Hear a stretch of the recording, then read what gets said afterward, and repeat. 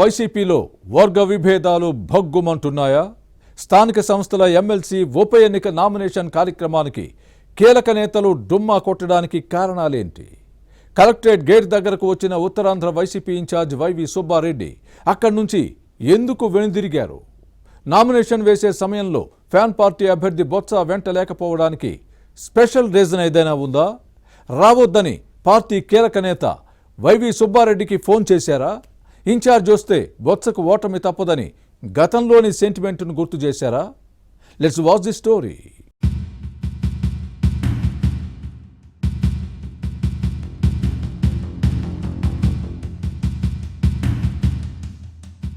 ఉమ్మడి విశాఖ జిల్లా స్థానిక సంస్థల ఎమ్మెల్సీ ఉప ఎన్నిక విశాఖ వైసీపీలో అగ్గిని రాజేసింది. పార్టీ అభ్యర్థిగా బొత్స సత్యనారాయణ పేరును ప్రకటించినప్పుడే కొందరు స్థానిక నేతలు తమ అసంతృప్తి వ్యక్తం చేశారు. విజయనగరం జిల్లా నేతను ఇక్కడ ఎలా పోటీ చేయిస్తారని అధిష్టానంపై రొసరొసలాడారు.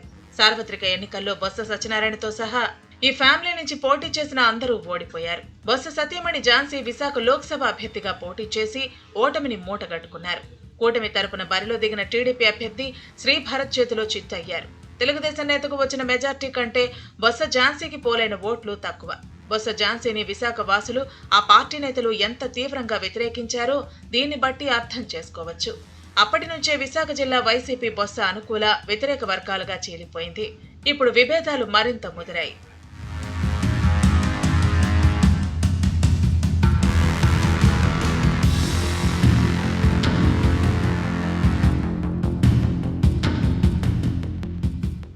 విశాఖ జిల్లా స్థానిక సంస్థల ఎమ్మెల్సీ ఉప ఎన్నికలో బొత్స సత్యనారాయణ నామినేషన్ కార్యక్రమంలో వర్గపోరు భగ్గుమంది. ఒక గ్రూపు హాజరు కాగా మరొక వర్గం డుమ్మా కొట్టింది. వైసీపీ సీనియర్ నేత, మాజీ మంత్రి అవంతి శ్రీనివాసరావు, మాజీ ఎంపీ ఎంవివి సత్యనారాయణ వంటి కీలక నేతలు గైర్హాజరయ్యారు. మరోవైపు మేయర్ గొలగాని హరి వెంకట కుమారి, అరకు ఎంపీ తనుజారాణి, మాజీ డిప్యూటీ సీఎం బూడి ముత్యాల నాయుడు, బొత్స ఝాన్సీ, మాజీ మంత్రులు గుడివాడ అమర్నాథ్, కురసాల కన్నబాబు, మాజీ ఎమ్మెల్యే వాసుపల్లి గణేష్ కుమార్ తదితరులు మాత్రమే హాజరయ్యారు. అయితే నిబంధనల ప్రకారం నామినేషన్ దాఖలు చేసే సమయంలో 5గురికి మాత్రమే అనుమతి ఉండటంతో గొలగాని హరి వెంకట కుమారి, తనుజారాణి, ఝాన్సీ, బూడి ముత్యాల నాయుడు బొత్స సత్యనారాయణ వెంట ఉన్నారు.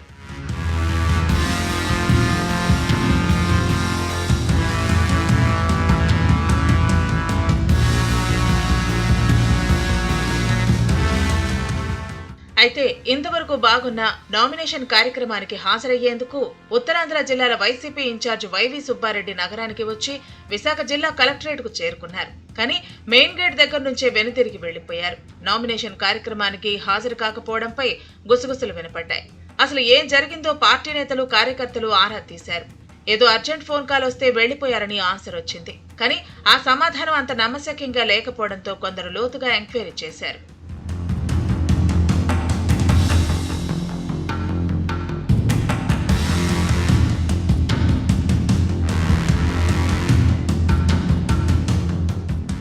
YV Subba Reddy collectorate main gate దగ్గర వరకు వచ్చి వెనక్కి వెళ్లిపోవటంపై పార్టీలో భిన్న వాదనలు ఉన్నాయి. బొత్సతో సుబ్బారెడ్డికి అంత సఖ్యత లేదు. ఇద్దరి మధ్య కొన్ని అంశాలపై తీవ్ర విభేదాలు ఉన్నాయి.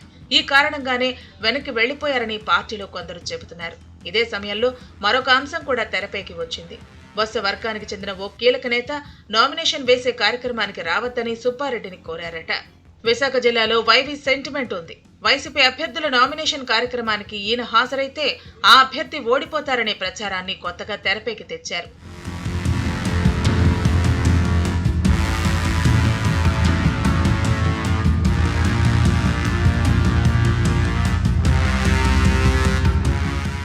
ఫ్యాన్ పార్టీ పవర్లో ఉన్నప్పుడు ఉత్తరాంధ్ర పట్టభద్రుల ఎమ్మెల్సీ ఎన్నిక జరిగింది. ఇదే కలెక్టరేట్ లో వైసీపీ అభ్యర్థిగా సీతంరాజు సుధాకర్ నామినేషన్ కార్యక్రమానికి వైవి సుబ్బారెడ్డి హాజరయ్యారు. కానీ గెలవాల్సిన ఎన్నికలో అప్పట్లో ఓటమి తప్పలేదు. టీడీపీ తరపున పోటీ చేసిన చిరంజీవిరావు అనూహ్యంగా గెలిచి సంచలనం సృష్టించారని వైసీపీ నేతలు గుర్తు చేస్తున్నారు.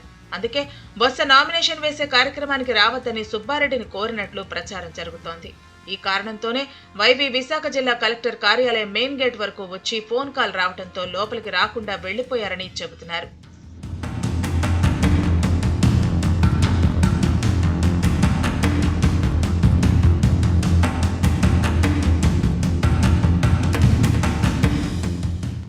అయితే ఈ వాదాన్ని బొత్స వర్గం కొట్టి పారేస్తోంది.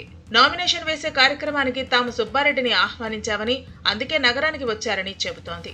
మరి అంతలా ఆహ్వానిస్తే నామినేషన్ సమయంలో బొత్స వెంట వైవి ఎందుకు లేరో వారే క్లారిటీ ఇవ్వాలి. సుబ్బారెడ్డి కన్నా వయసులో చిన్నవారు, హోదాలో తక్కువ స్థాయి నేతలు బొత్స నామినేషన్ వేసే సమయంలో అక్కడే ఉన్నారు. పార్టీ సీనియర్ నేత, ఉత్తరాంధ్ర జిల్లాల ఇన్ఛార్జ్, రాజ్యసభ సభ్యుడు వైవి సుబ్బారెడ్డి ఎందుకు లేరో, ఎందుకు రానివ్వలేదో బొత్స వర్గమే సమాధానం చెప్పాలి మరి.